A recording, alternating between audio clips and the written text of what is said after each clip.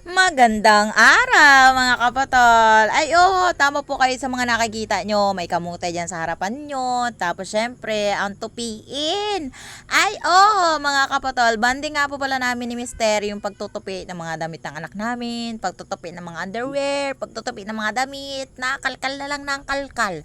Ay sabi ko nga, sa sobrang ka-organizer ko nga sa buhay, sabi ko, parang ayoko nang galawin yung mga damit kapag nakikita ko na natupi na. Tapos nagagalit din talaga ako sa asawa ko kasi nga basta na lang kuha ng kuha, hablot na lang na hablot, 'di ba? Sobrang hirap din kaya magtupi. Tapos parang ako 'yun.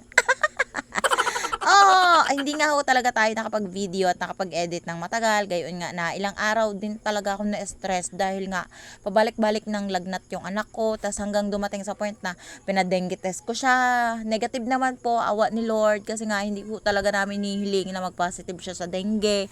Talagang pinapanalangin ko po kung bakit hindi gumagaling yung lagnat niya, hindi gumagaling yung sabay-sabay na ubo, sipon, tapos sa gabi, sobrang puyat na puyat. Grabe yung sakripisyo din talaga ng ang mga magulang kapag may mga sakit yung anak nila, lalo na kapag 2 years old, 3 years old, kasi hindi pa sila nakakapag-isip ng maayos na makakapagsabi sa'yo na, mama, masakit yung tiyan ko, mama, masakit yung ulo ko, yung mga nararamdaman nila, di ba, ang hirap, gayon nga, na sobrang hirap na nga ng buhay, sobrang hirap pa din talaga yung sitwasyon, kapag nga ni, ay may sakit yung mga anak, tapos syempre, dito, makikita inyo na, sabi ko kay Mister, wala naman tayong ginagawa ngayong hapon, ay sabi ko sa kanya, magtupi na lang nga ng mga damit na gayaan, dahil pagdating ko nga galing trabaho mga kapotor, ay nakita ko, sobrang dami din talaga naman na tupiin, tapos sobrang dami din talaga naman na yung mga damit sa amin Durabox.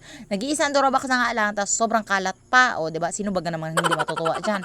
Tapos alam mo yung sabi ko, hala, sana magkaroon din talaga kami ng Durabox na kahit papaano madagdagan man lang kasi isa lang din talaga yung Durabox namin. Ito, yung isa, lagyan na ng mga anik-anik na gamit para doon na lang namin kunin yung mga gamit na talagang nakatabi lang yung magagamit pa, ganun. Basta yung mga importanteng gamit ng anik-anik sa bahay. Yung pangalawa, lagyan na ng mga underwear, mga bra, mga panty, ganun. Basta yun na yun. Siyempre lahat naman tayo may ganyan, 'di ba? Kasi nakabukod-bukod tas yung pangatlo kay Gio, pang-apat sa akin, pang-lima kay Mister. Wow, pang-anim, ilang piraso lang yan Durabox mo ni? Parang nasa 5 lang yan o 4, wag kang pilingon. Tapos, syempre, ngayon na nga lang ulit kayo makakapanood ng aking mga vlog. Ta-timeslap lang din talaga natin. Kasi kapag hindi natin tin-timeslap, pag nagkakain nga tayo ng kamote, ay ngayon nga ning hapon, ay kailangan din talaga nating maimis yung mga kalat dito ni Mister. Tapos sabi ko sa kanya, ayan, umpisan mo na yung mga panty na yan, kasi yung mga brief mo hindi maayos. Nagulat ka ako sa pagkatubi niya dyan, kasi mga kapotol, ay gayon nga na, tutumbilog. Pero pwede na yan. Kapag nainis ka sa akin, ay iba to mo na lang. Okay lang na bumaba yung dashboard ko, okay lang din talaga na hindi tayo makapag-upload ng isang araw, 2 araw. Siyempre, hindi natin maharap na mag-vlog kapag may nararamdaman yung anak natin. Talagang hindi din talaga ako masyado nakapasok sa trabaho. Minsan, half day lang ako. Gayon nga na, minsan, tarantan-taranta yung asawa ko kasi sobrang taas ang lagnat ni Gio.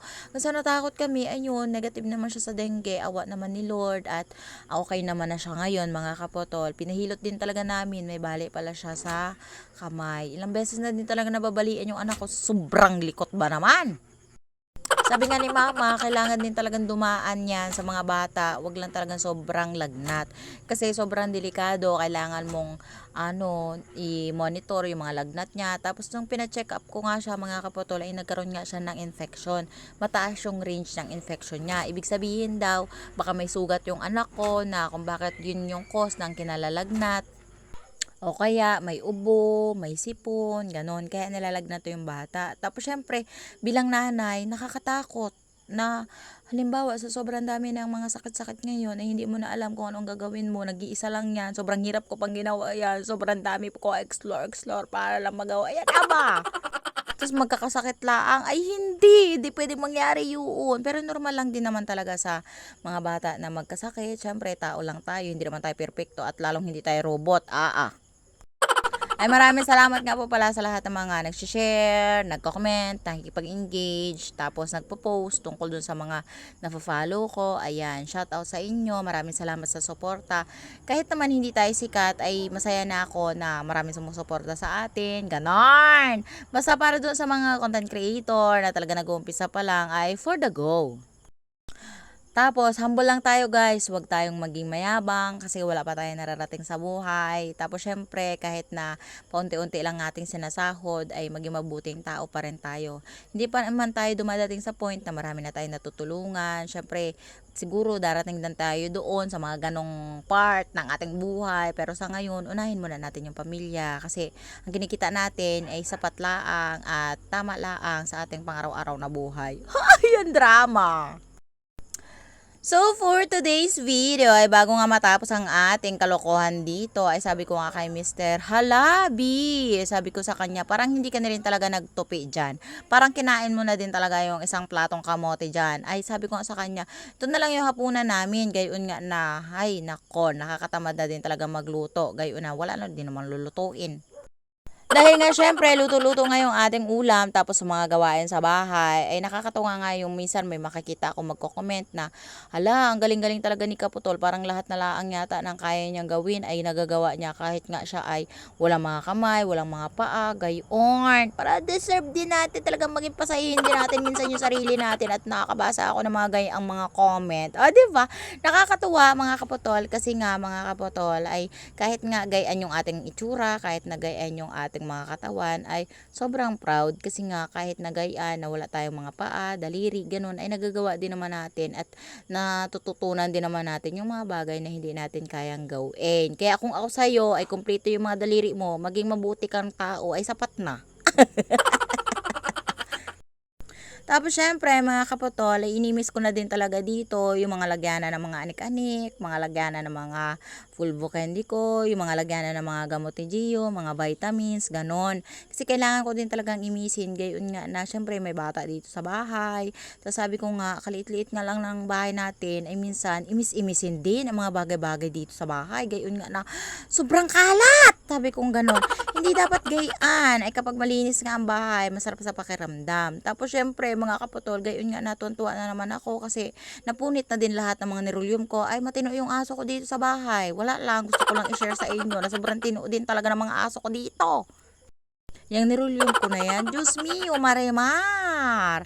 Ay, puro scotch tape na nga ni namin ni Aljon. Gayon nga, napagising mo ng umaga, hala, kanda punit na ang mga gilid. Ay, wan ko ba, parang dyan na yata sila nag-play bite sa akin nirulyum. Gustong gusto din talaga nilang kagat-kagatin. At nang natapos na nga si Minda, ang mga Kaputol, at ayan na, nakita nyo naman, ang mga bra, panty, o, diba, organized, sana all organized. Tapos yan, yung mga damit ni Gio, syempre, kailangan kong ipagbukod, yung mga panlakad, at pambahay niya. Para malaman ko din kung saan ba talaga dapat tayo kumuha, ganon. Tapos, syempre, lahat, yung mga last, yung aking mga uniform. At hanggang dito na lang, bye-bye! Maraming salamat sa inyong panunood. Kensan ni?